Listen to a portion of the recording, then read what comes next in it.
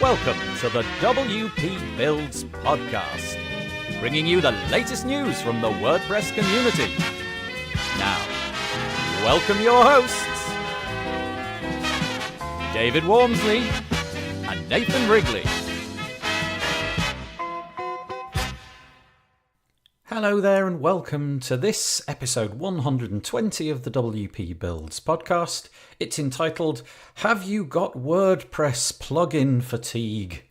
It was published on Thursday the 21st of March 2019. My name's Nathan Wrigley from pictureandword.co.uk, a small web development agency based in the north of England. And I'll be joined a little bit later by David Wormsley from davidwormsley.com so that we can have our lovely discussion episode all about WordPress plugins. Before that, a couple of things. If you wouldn't mind heading over to the wpbuilds.com website, and at the top of that website, you're going to discover a whole bunch of links.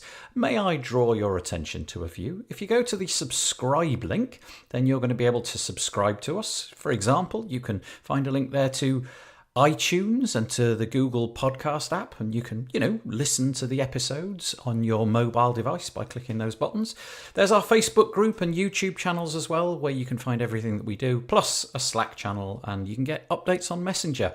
But perhaps most importantly, two forms. One, to get yourself signed up to the newsletter, which gives you alerts about this podcast episode coming out, and the WordPress Weekly News that we release on a Monday. But also, and new, we have this WP Builds Deals Update email. It's completely separate from the other one, so there's a completely separate form. And essentially, I'm going to send out WordPress deals as soon as I find out about them, because I'm subscribed to every list on the planet. And I'll just pass them on to you in a plain text email with a really obvious title saying something like 20% off WP this. And you can decide for yourself from that title whether you want to bin the email or take action and open it. Up to you. Okay, a couple of other things to say. If you go to /deals, then you will be able to get a whole bunch of WordPress deals. There's a whole load of products and WordPress plugins. So, for example, Project Huddle, Groundhog, If So, WP Ultimo, Beaver Team Pro, loads and loads more. You can get money off. So bear that in mind if you are buying any plugins in the future. The other ones I would say is we've got a webinar coming up. There's actually a webinar today, Thursday, the 21st of March, with Adrian Toby from Groundhog. But we've got a few more coming up in the near future, so you might want to go to /webinars and check those out. For example, we've got Social Web Suite. We've also got Admin Pages Pro and Lifter LMS. They're all coming up soon, so go and check those out. Sign yourself up to the webinar episodes, and you'll get a recording if you can't attend on the day. And probably the last one is /advertise if you would like to advertise on the podcast. Banner ads and audio inserts is the name of the game. The WP Builds podcast is brought to you today by the Page Builder Framework. Do you use a page builder to create your websites? Well, the Page Builder Framework is a mobile responsive and lightning fast WordPress theme that works with Beaver Builder, Elementor, Breezy and other page builders. With its endless customization options in the WordPress customizer, it's the perfect fit for you or your agency. Go to wp-pagebuilderframework.com today. And we really do thank all of our sponsors for their support of the WP Builds podcast. Right, let's get on with it. Today, episode 120. Have you got WordPress plugin fatigue? You know the score. You've been there before. You've been inundated with plugins. You've got 6 or 7 options for every single thing you want to achieve. How do you know what to buy? How do you know which ones are the duds and which ones are the good ones? The truth is, David and I don't know either, but it's fascinating talking about it. We talk about our struggle, how much we buy, do we buy too much, are we too loyal, are we not loyal enough? It's all in today's episode, and I hope you enjoy listening to it. And this discussion we're calling, Have You Got WordPress Plugin Fatigue? I want to say fatigue. I want to get all French. Fatigue. Yeah. Yes. No, let's say fatigue. Keep it English. And I guess meaning here, are you fed up with the endless trawl, looking for the latest and greatest or the best of a suite of rival plugins? No. You're not. Oh, well, that's the end of that episode then. Thanks for listening to the WP. I do. I've discovered this more and more recently, actually. Over the last, I don't know, 3 or 4 months, I've become needlessly fascinated with all sorts of different rival solutions for exactly the same thing. A really good example might be a Forms plugin, where I have kind of got a desire. I've got Gravity Forms, but I constantly find myself looking at pages of the rivals, so Formidable or Caldera or Ninja, and think, and WP Forms. WP Forms, by the way, do a magnificent job of sending me emails, making me want it. So I do. I definitely do. And so that's what the word fatigue means in this case. Am I getting a bit tired with myself for constantly thinking I can do better and find a better plugin? You know what? I think I was joking when I said no, because I have felt this, but I've helped myself a little bit by unsubscribing to almost every email now. Yeah, clever. So they don't get to me so easily. But you can't be immune to the inevitable posts on just about every WordPress related Facebook group where they ask for different opinions. The example here, what's the best form plugin? And if there are 5 replies, they're all 5 different replies. And it makes you think, why does that person who I know and trust, why have they put the one that I didn't pick? What is it about that one that they really like? And Yes. and I'm we've had this discussion before regarding things like AppSumo. I have in the past been really addicted to getting things, and I confess I've got multiple plugins for doing exactly the same job in WordPress, and I have this, but I am becoming weary of doing it. And we often preach, don't we? We often talk on this podcast about getting good with one thing and sticking with it, and just becoming really a bit of a professional with using that one thing.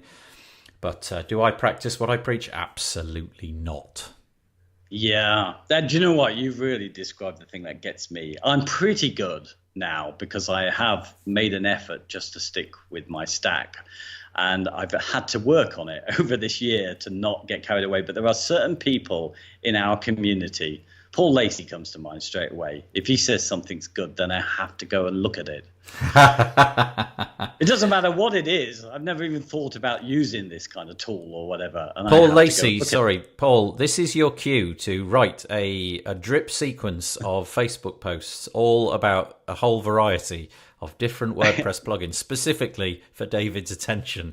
Really send him off on one. That does start me off. But you know what? I've had a bit of, I've been spending money recently.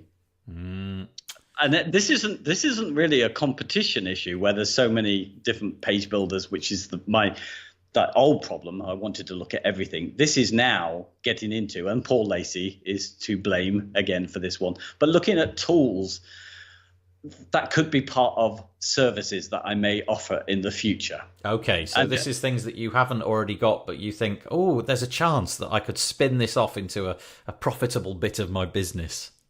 Exactly. So I've been buying heat mapping tools, A/B testing tools, keyword tracking tools. On it goes. Analytics reports, blah, de blah. Right. All of these things I never had in my stack. And do you use them? Not yet. You see, that's exactly it. I'm exactly the same, though. I've been really looking all over the place. I haven't actually, because I'm very tight and mean-spirited, I haven't actually opened my wallet for very many of them, because I've noticed this trend in my own head of trying to look for everything. And I could happily buy everything, and I wouldn't feel a moment of remorse. But I've stopped myself. And so I haven't actually spent anything, but I have been looking all over the place and wasting an awful lot of time. And this is the problem in WordPress, right? For every single problem, there's 15 solutions. So we used the example of forms because it was the first one that came into my head. But it could be anything. It could be page builders, okay? There's 4 or 5 that are really commendable. There are... it could be hosting. It doesn't have to be plugins. There are 5 or 6 hosting companies which I would absolutely use at the drop of a hat. Every single thing that you could name. Themes, there's another example. Loads of them that I really trust and respect. How on earth do we decide what's right for us? So the advice that we always give is pick one, settle with it. Well, there's the problem. Yep. How do you pick one? And there's always something shiny come into one of the competitors as well. It is quite tricky. Something shiny. But, so for example, I know that in the past you've had a criteria which I adopted because I never even thought about it, in all honesty. You spend quite a bit of time looking into the heritage of the company and the About Us page, and you work out that these guys have been doing plugins for 15 years, and you go onto their Facebook page and you look and discover that these guys appear to be doing moral things, and you make clever decisions that way. And I've started to do that. My problem is that a lot of these companies have a heritage and they've got a lot of morality, and so I'm still left with the problem, you know. I know, and even if they're not, I mean, you know, a Beaver Builder user, when I started using that, they had no heritage. Exactly. Yes. Just, you know, so you just can't always follow that one. Yeah, and the other thing is, with a lot of these offerings, you know, you can't, well, at least I can't anymore. I can really no longer, although I would like to, I can't really justify the cost of going out and buying them all to test them. So I have to go, what I tend to do is, if I want to buy, again, let's use this as an example, a Forms plugin, my go-to would be YouTube usually, and I would look for tutorials that are kind of tackling a problem that I'm having or something that I think this will solve, and I'll go and look at those and see if it does, and if it does, then I'm going to be swung to buying it. Yeah. Well, I mean, a lot of us, I don't know how bad you are on this one, you know, when we do narrow it down to 5 themes and 3 page builders, etc., do you go and buy them all? I have definitely bought more than I should have done, and no, increasingly these days I don't. I am, like I said a moment ago, I am trying to stick with what I say to do, get good at something. But even that doesn't work, because this week I was presented with a situation where I could have gone to my tried and tested solution, and for some reason, inexplicable to me, I decided to use a rival. I'm not going to talk about what it was necessarily, but I went and used the rival and probably spent 4 or 5 hours doing that. And then after that period of time, I thought, no, I'm going to go back to the original one. So what a waste of time that was. But something in the back of my head is saying, yeah, but next time it could be different. Next time you might try the rival and it's really, really good. And you'll think, why have I been wasting my time on this? But the truth is, most commercial products these days that get onto my radar as being worth looking at are worth looking at. So, you know, what is your little stack? When you install WordPress these days, what do you tend to put on it? I can read it because I've got a little note here. So I shall tell you right from the top. This will be quick. So it's all the Beaver Builder stuff: theme, plugin, themer. I do add in the ultimate add-ons for Beaver Builder and Power Pack, but they often get deleted if not needed. But they're there for the first thing. And we have Gravity Forms, Backup Buddy, Updraft Plus, Breeze for my cache-in, Short Pixel for my image optimization, WordFence, SEO Press, that's a recent change, and the Coming Soon Page Pro. Right. Nice stack. And that goes on everything. That's kind of your default. Yeah, actually there are a few little plugins that go in as well, actually, now that I haven't added to that list, but they're just little utility plugins that I use. Do you have that as a kind of a pre-installed zipped version of WordPress so you can just deploy that, or do you actually go through the process of adding them all one at a time and doing your license keys every time you start a new site? Yeah, this is my boilerplate starting site that has all of these in it. Okay. Yeah. You see, I avoid that. And that's probably where my problems lie, is that this is sad, I'm pathetic for admitting this, I actually quite like installing plugins.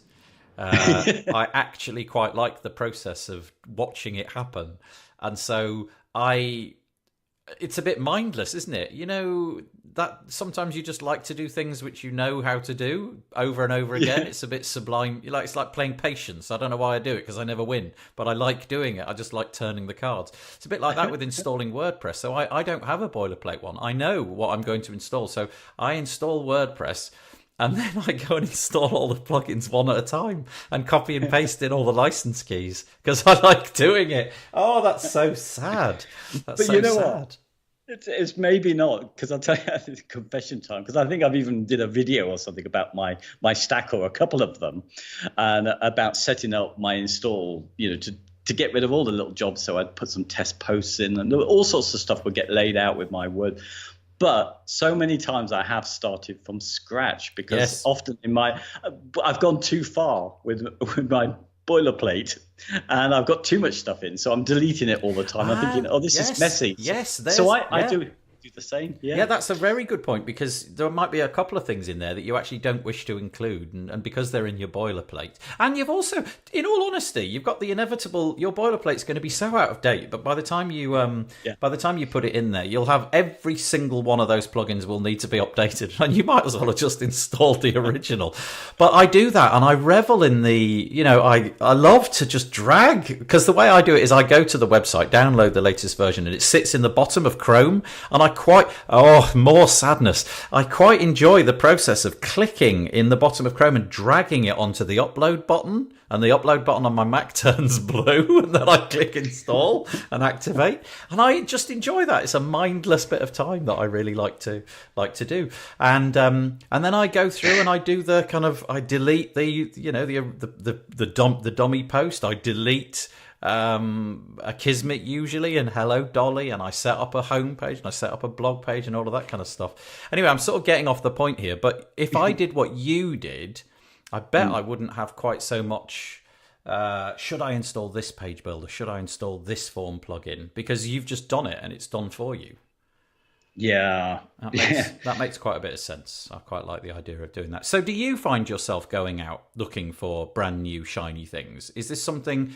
Because there is a serious point here, right? If you're developing sites for clients and you're building sites for your customers, you should know what the latest and greatest stuff is. So it is a bit disingenuous of us to say, go out and find the best tool and stick with it. Because what if that tool turns out to be utterly eclipsed by a rival, which is just so much better, and everybody should use this, hands down. It's a home run.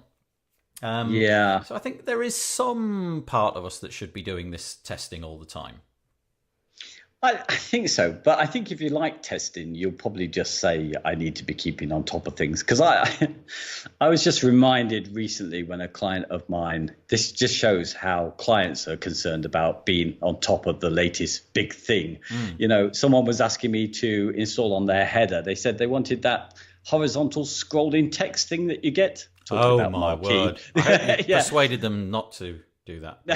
Yes, I did persuade them not to. Done. But, the thing is, clients probably are not that concerned. I mean, they're going to be, 10 years behind us most of the time, not a few months. So I think we justify it with the fact that we need to keep on top of the latest thing. So you think it's just purely self-justification? You don't think there's like actual merit? I'm hoping you're going to say, "Oh no, Nathan, there's loads of merit in just constantly trawling the internet for the best plugin." Please say that, because there's got to be some worth in it, surely, at some point. I don't know. You can look at it two ways, couldn't you? This is my theory now, because it did occupy me, and I did get fatigue, but I've try to narrow my focus now and stick with what I've got. So I'm holding on to that. Okay. And I think my justification now is that if there's going to be a big change, I'm going to know about it, because I'm connected to all these people. So I can ignore the sort of chitter chatter. But when I see everybody's talking about the new thing and they're giving me really clear reasons, as they will do, then I'll look at it. Okay. So let's go to this idea then. What about loyalty being a kind of rod for your own back? Is being loyal a good idea just because of itself? Should you be loyal to a plugin, or should you throw it under the bus the moment a rival comes along that is objectively better? Yeah. Do you know what? That's an interesting thing, isn't it? Because, as soon as there's competition, those, whoever's got the new shiny thing that everybody loves, you're pretty sure that the person you was with is eventually going to adopt what is good Yes. from that. Yes. So staying where you are might be the sensible move. Yes. So the example here, which is constantly talked about in our Facebook groups, is the battle of the page builders, which we won't get into the specifics of it. But, you and I have both been very committed users to Beaver Builder. So although we won't talk about that in specific terms, you get some kind of loyalty, don't you? You've been into their support, you've made friends with the people, you actually know this stuff, and then along comes a rival. Do you feel a bit of guilt? Do you stick with it even though, you feel that there might be some benefit in trying something else? Yeah, well, I do get that, that feeling when I've had a really great day and I've not gone in Facebook and, actually did some proper client work and I'm proud of it. And, full of goodwill, I shall go and check in on Facebook and then there is somebody dissing my page builder. And that's it, my day's ruined. But you know what, I now let it kind of go over me now. So I don't think I was fiercely loyal to the programs I use. I think I'm getting a little bit more level-headed on that now. I'm faced with a difficult and interesting dilemma in that because I'm doing this podcast quite a lot and I'm also making videos and doing these kind of demonstrations and the contribute episodes and so on and so forth, which I'm going to plug shamelessly, then I kind of feel that it's part of my role now to know a bit about all of them, no matter whether I've used them or not. So, as an example being the form builders, I should spend a bit of time with all of them just so that I've got a handle on them. That, of course, presents a different and unique set of problems, because I probably will have my preferred one, but it's also quite good for me to know all about the different ones. So I am a bit torn, and I never know which way to go. But in life, I'm quite a loyal person. If I'm your friend, I'm your friend, and I do feel the same is true for these commercial plugins. And I don't know quite how that occurred in life, that commercial WordPress plugins became something that I associated myself with, and it became important for me to defend them. Yeah, well, I think the tools that you're using, you want the company to succeed, because you want to stay with them, and you hope that you're not going to have to shift because they went out of business. So I think there's that. Yeah, that's a good point. Yeah, there's a commercial incentive to being loyal because it at least keeps it fresh and updated. Yeah, so I think that's it. I know. I don't know. It's interesting. This time we've been public, I've learned a bit about myself, because I feel that I do get aggravated when people are not pushing forward some of the benefits of the tools that I've picked, and they're kind of flippant about other tools, but I don't feel the same need to interject now, because I think it's almost impossible, isn't it, to help people with. I don't know. Always people ask what's the best, but it is a really dumb question, really, isn't it? Because it's just best for what always. Yes. And the best you can do is try and find out about that. And all you can really ever do is to put forward what you've got out of something, what you found good. Do you feel that your stack has sort of settled permanently, or are you, well, I know the answer to this because you alluded to it a moment ago. Are you constantly on the lookout for new things outside of WordPress as well? So new little SaaS apps, AppSumo, that kind of thing. Yeah, I've really got into those. I think last time we talked about, mainly your addiction to those kind of things. I was saying, no, I'm quite reserved, but I've suddenly got into it now because I think this is my feeling. And again, Paul Lacey's featuring again, because he wrote something about the fact that he thinks our time is up with just building websites. Someone's going to take over. They're going to be so easy to build that we need to be offering other services. And because of that, it's made me expand looking towards the future to what other things we can do with tools that will help our clients more than I would have done before. So, for example, things like heat maps, offering that as an Yeah. add-on to your clients, and more interesting ways of presenting analytics data Yeah. and A/B testing and all of that kind of thing. Yeah, because of the fact that I'm spending more and more time doing the podcast, I think our roles are reversed. You've become a bit more addicted to getting shiny new things. I've dropped that a little bit, and now the new things are becoming more difficult for me to buy. Although I'm looking at everything and, ooh, exciting, I am much more now sticking with what I've got, if you like, even though I'm always got like glancing over my shoulder to see what there is. So what have you bought lately? What are some of the things that you have actually purchased? Oh gosh, should I name them? Well, you can do. There's competitors amongst our friends selling stuff. Well, in which case, pick one that you've enjoyed then that is not going to cause us a problem. The heat mapping tool. Yep. And is it called Cooks? Cooks.io. Cooks. Okay, there's a plug for them. Yeah.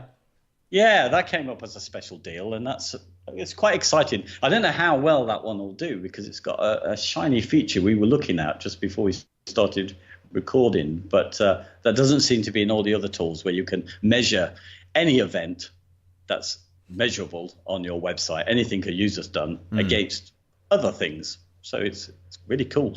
Yes. Having said all of that nonsense about not buying things, I actually did buy that because I had a genuine need for it, and I really like it, although I'm yet to sort of make use of it perfectly. I'm wondering if we flip this on its head. We're the end users. We buy these plugins and we consume them, and and we give our opinions vocally in Facebook groups, and this is far better than that. This must be utterly exhausting if you are the developer of a plugin. This must be it must be amazing when your plugin is the one that everybody's talking about and you are at the center of everything. But it must be so demoralizing when somebody comes out with a better one, or one which for one reason or another gains the traction, and yours is suddenly left and you feel a bit kind of, where did my audience and my community go? Yes. No, I can see that. You know what? That's really interesting because I think most of these plugin developers are quite visual. They're around when they've got their new product. And I think probably by the time they hit 5 years of being out, they disappear a bit. I saw it happen with Genesis. I've seen that happen a bit with Beaver Builder recently. I think the same would have happened with Gravity Forms. All these big players who everyone's talking about, they seem to be around more, and then they kind of disappeared. But the tools are still just as great as they were. But it's just that they don't want to be in the public eye so much. Do you think that's what it is? Or do you think it's that maybe WordPress is growing to such an enormous extent that, 33, basically a third of the entire top 1 million or 10 million websites or whatever it is, that there's so much money in it, there's so much commercial incentive to develop these plugins that rivals come along and they can still take a sizable chunk of the market and be profitable. Whereas maybe if you go back 5 or 6 years where there were one, maybe two really strong contenders in forms or themes, those days are over because the market's grown and everybody realizes you can do all this stuff in WordPress. So there's a whole bunch of rivals and we don't know where to settle now. Yeah, it could be that. I'm surprised it's not more of a mess than it is. I'm surprised we still, probably if you're a page builder user, you can still get it down to about 5 themes that you're going to choose from mostly. Yes. Because they work well with page builders. I'm surprised it's not more, given that it's GPL, and we have so many developers around the world who can undercut very easily. Yep. Well, I know for a fact that there are quite a lot of plugin developers out there who would desperately like their product to be recognized and known, but they really, really struggle with that side of things. For one reason or another, it hasn't been mentioned by the right person in the right blog post. It hasn't been mentioned on a famous YouTube channel or whatever, and they've got this stellar product, but they just can't get it into people's consciousness. and they don't have the money to advertise it because that's contingent upon sales, and the sales don't come because they haven't got enough marketing budget, and so it goes. And I find there's something about that which is dreadfully sad. You know, these people have poured their heart and soul into their project, and it just hasn't materialized. It hasn't become popular. And I know because I now get emails from some of these people, and it's terribly difficult to sort of turn them down and say, well, I can't just start making videos about your product or whatever because I haven't never really used it, and so on and so forth. It's hard. It must be really, really hard. And I think for a lot of these people, just keeping at the front of everybody's mind is their job. You know, if they've got some notoriety and people know their name, just trying to stay on top. I mean, you've only got to go to a WordCamp and you see all these companies. A lot of them are just there just so that you don't forget about them. Yeah, absolutely. And some of the fatigue is actually the marketing, but the marketing is what's making those plugins a success. You know, I marketing does tire me. I get so many emails from some plugin houses, let's say, plugin agencies, and to the point where you end up unsubscribing. And then there are some which are just written really well and you want to read them and they're very informative and what have you. So it's a bit of a mixed bag. But I do wish that some people had more success. And equally, you know, I suppose if you're a plugin developer, you've just got to look very carefully at the market that you're jumping into. And if there's 5 or 7 incumbents, you know, who've been around for ages, maybe that's not the best place to go. Having said that, you know, it is a big pool, and if you can develop something which can get a bit of an audience, you could very well make a career for yourself. Yeah. Do you know what? I think we've said this before, but I wish plugin developers actually try to isolate their market a little bit more. That is, say that they're really concentrating on this type of person. So in some ways, Beaver Builder slightly do that. They have gone, or they kind of doubled down recently on agencies, if you like, and what their requirements will be. So there's an assumption that people maybe have a few skills in CSS or something like that. Right.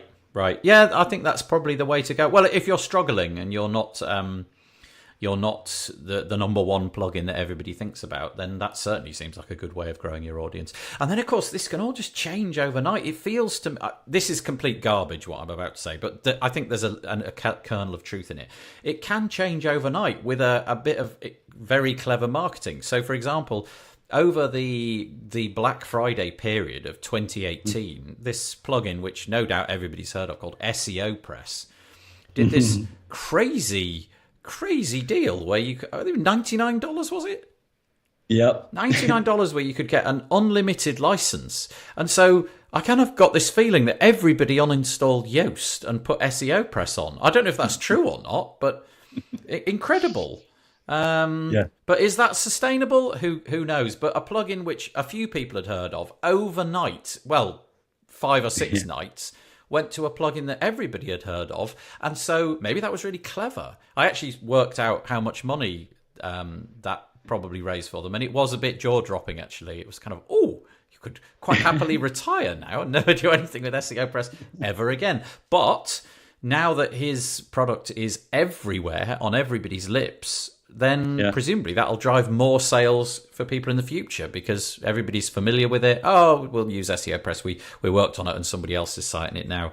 That's going to be our default one. So there you go. Yeah. Do you know what the thing is? I mean, our advice still stands, I think. Pick one and learn it well and just keep an eye out for changes. But I think changes do... There was nothing revolutionary about that particular change to an SEO plugin. No. It effectively did the same kind of thing. There's, obviously a lot of nuances, a lot of differences between each of them, but they're minor ones, aren't they? Yep. But the big shift was obviously page builders, wasn't it, over the recent years?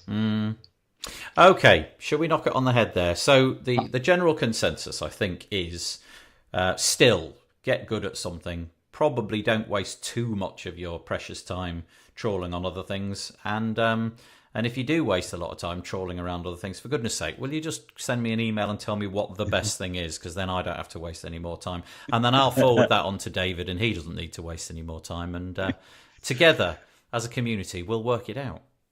Yeah, we're too old. We're too old, really, aren't we, to be Yeah, testing all these that's plugins? it. Yeah, we're not the cool kids anymore. We need other cool kids to build this stuff and then let us know about it.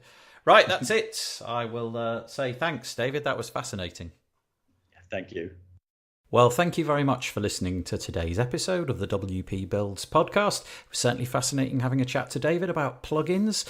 I learned that I've got too many and that I'm a bit sad because I like to install plugins one at a time at the beginning of every single project. How do you do it? Let us know in the comments. The WP Builds podcast was sponsored today by WP and Up. 1 in 4 of us will be directly affected by mental health related illness. WP and Up supports and promotes positive mental health within the WordPress community. This is achieved through mentorship, events, training, and counselling. Please help enable WP and Up by visiting wpandup.org/give. Together we can press forward. And we do sincerely thank all of our sponsors on the WP Builds podcast. You really help and you make this podcast possible. Okay, I appreciate you listening. There's only one thing for me to do, and that is to fade in the cheesy music. I think I've managed to find the worst one yet. So if cheesy music at the end is your thing, this is an absolute humdinger. So bye-bye for now.